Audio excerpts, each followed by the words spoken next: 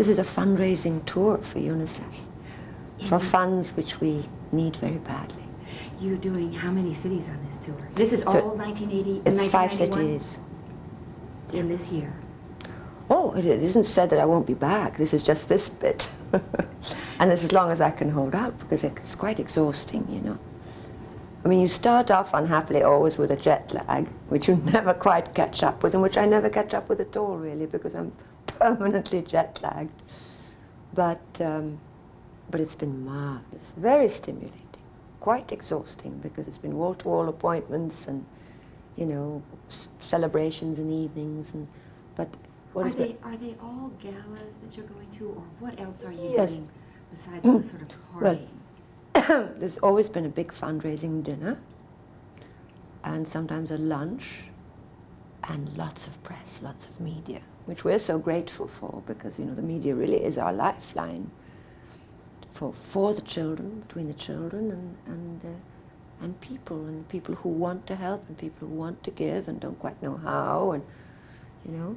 You know, why is it that you give so much of your time to this? I mean, this has got to be exhausting, and certainly you could do it maybe through videos or one appearance here or there. Not really. It's not the same thing. First of all, I mean, the trips into the field to Africa, Asia, and so forth, and South America, you can't do that by video. You have to see, you have to feel, you have to know. You have to know what you're talking about when you do go around the world fundraising. I've done it all over Europe and America and Canada and so forth. And that there's no substitute for the, you know, for the personal experience.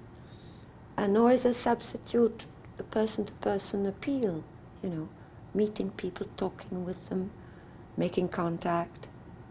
And in this day and age, what is marvelous is that we have all the experience, all the technique, all the knowledge to really do away with this worldwide poverty that exists, this kind of poverty, this excruciating kind of poverty. And, you know, and we have the means to prevent the diseases that children are quite unnecessarily dying of, which all our children are vaccinated against and so forth. But of course we need the funds, which finally the funds also are peanuts compared to what is spent for other things. But still, we're doing very well, and what I'm very grateful and happy about is that there was a moment some weeks ago that because of the crisis in the Middle East, we weren't so sure that this trip wouldn't have to be called off. I mean, there was a moment that lots of things have been cancelled all over the world. And I also thought that perhaps people wouldn't feel like going out, they wouldn't want to spend their money and so forth. On the contrary, it's been a sellout, and money has poured in. There's been such an outpouring of generosity.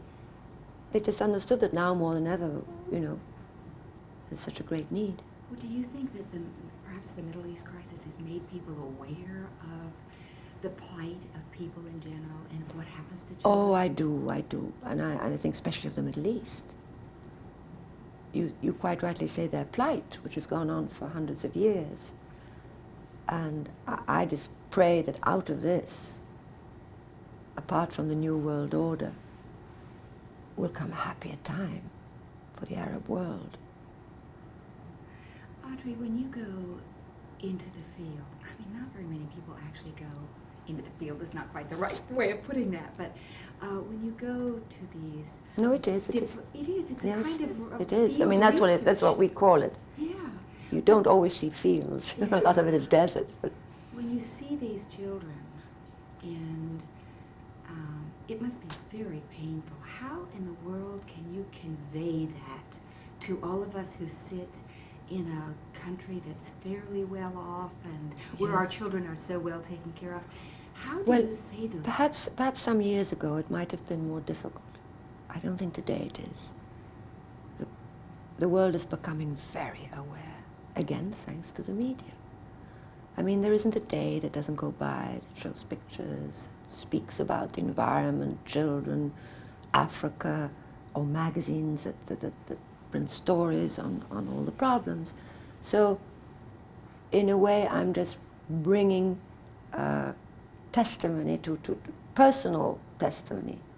I think most people are aware. And, if, you know, very frankly, you don't have to go to Africa to see poverty.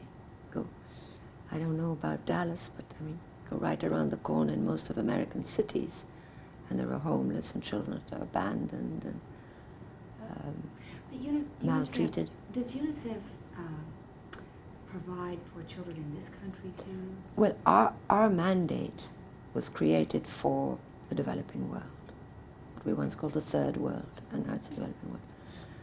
But little by little, I think perhaps we will be asked to help also in other countries. First of all, we always have an emergency, just as we went into Armenia right after the earthquake.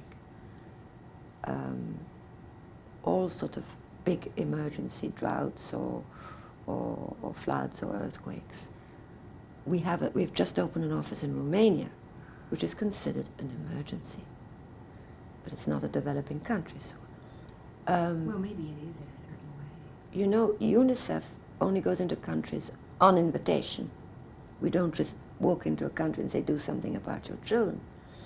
It's if we're asked to give our know-how, to make a survey, and then to stay and help. And in fact, we're in 128 countries since many, many years. We're still in the Lebanon, we've always been in Vietnam, we're all over Africa, Asia, and so forth, and South America, of course. What was it specifically that made you decide that you wanted to be an ambassador? Well, I didn't decide to be an ambassador, that was an invitation. But what made me decide to accept it? It's easy to say, they made me an offer which I couldn't refuse, but the answer is really so simple. Wouldn't anybody want to do what I'm doing? The very thought that you can, even however little, help a child is irresistible. It's very simple. Well, you know, I have to ask you about Always. That was fun. I love That it. was fun. How in the world did Stephen, what did he do to it? He just called me on the telephone, and that was it. And fortunately, he was making this picture in the summer, and UNICEF actually gave me a couple of months off. And the picture was made in August, and Robbie and I took off for Montana, and he only needed me for 2 weeks.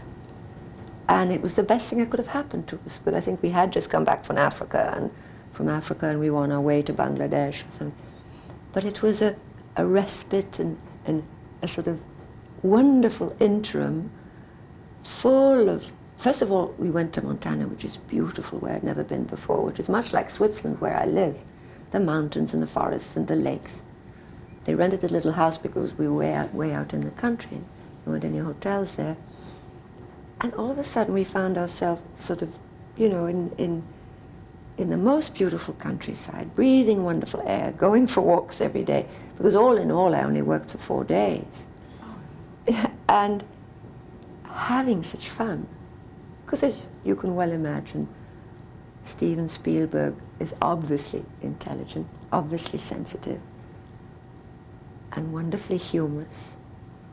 And I just enjoyed that so much. And he's surrounded with lovely people. And it was a breath of fresh air. You know, your face absolutely lights up when you talk about that one little No, interlude. it was lovely. Do you miss Lovely. doing films? Not really, which is a terrible thing to say, perhaps, considering, you know, how happy I was doing them.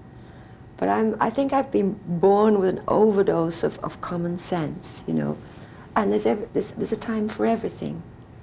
And I loved it, and I don't really want to make that much effort anymore.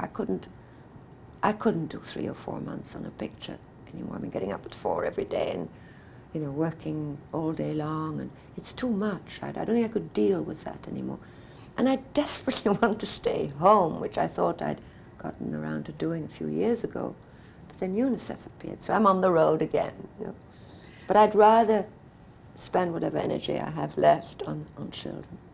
Your face is different when you talk about the children, you know. There's a touching sadness. Doesn't that happen to all of us, I think, no? They are they do reach you so, and they do, when you say touch is right, they touch the tenderness inside of you, and it's perhaps our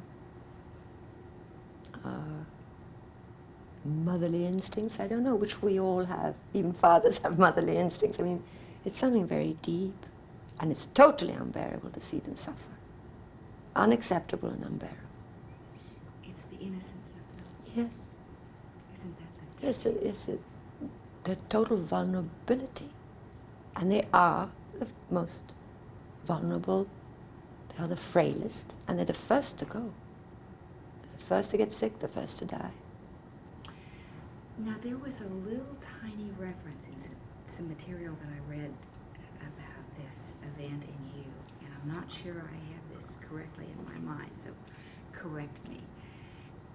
Was there a reference in there to the fact that after the Second World War, you were aware and you... No, that's absolutely correct. Tell me I mean, that's how long my relationship with UNICEF has gone on. Because they came into Holland, where I was living, and had been occupied for 5 years. They came in right after the liberating Allies and the tanks and so forth, together with the Red Cross and CARE, and, you know, brought great big boxes of food and excuse me, medicines and clothing, and stacked them up in our churches and schools and so forth. And there are no words to describe what that meant. I mean, we used to play games, especially during that last winter, which was really, it's still today called the hunger winter, because there was no food for anybody. Everything was closed, it was winter, we couldn't grow anything. I mean, how those that survived did is still a miracle, and it couldn't have gone on much longer without really a desperate situation. And we used to play games about what we were going to eat after the war and who wanted whatever most. And all of a sudden, you know, there it was. We all, of course, all got deadly ill because we ate too much. Of course. It's just like a child. But that is the beauty of UNICEF, and has stayed that way, is their immediacy. Because even now, in Baghdad, a mission, a UNICEF, joint UNICEF WHO mission went in on the 16th of February, so more than a week ago. They were there before the ceasefire to bring a convoy of pediatric medicine and, you know, antibiotics and so forth for mothers also, and to make an estimate of what the needs were in Baghdad and Kuwait.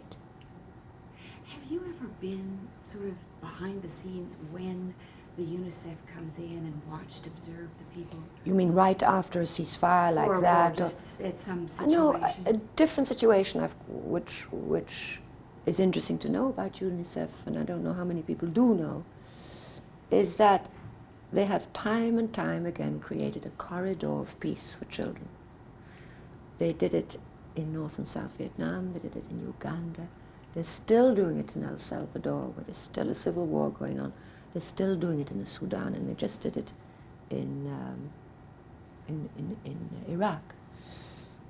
Which means, for instance, in El Salvador, and I was there on one of what they call the Days of Tranquility, which happen once a year. A ceasefire is negotiated by the Catholic Church and by UNICEF and so forth.